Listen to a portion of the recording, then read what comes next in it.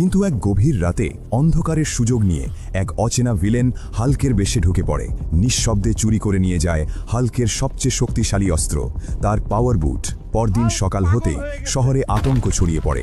মানুষ দেখে পাওয়ার বুট পরে এক হাল্ক পার্কে বেঞ্চ ভাঙছে, গাড়ি উল্টে দিচ্ছে। সবাই ভাবে হাল্কই পাগল হয়ে গেছে। ঠিক তখনই আসল হাল্ক সামনে আসে। সে বোঝাতে চায় এটা সে নয়, কিন্তু কেউ শোনে না। মানুষ তাকে ঘিরে ধরে, দূরে সরিয়ে দেয়।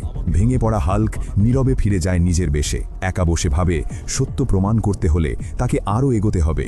দিন রাত পরিশ্রম করে হাল্ক তৈরি করে স্কাই ফোর্স হাল্ক স্যুট। আগের থেকেও শক্তিশালী, আগের থেকেও দ্রুত। নতুন স্যুট পরে হাল্ক ভিলেনের সামনে দাঁড়ায়।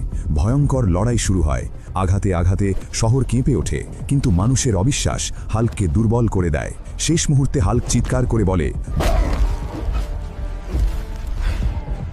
আমাকে শক্তি দাও। এই শহরকে বাঁচাতে আমি এখনো দাঁড়িয়ে আছি। সত্য কখনো হারে না। এক প্রচণ্ড আঘাতে ভিলেনকে হারিয়ে হাল্ক আবার শহরকে বাঁচায়। এই হাল্কের জন্য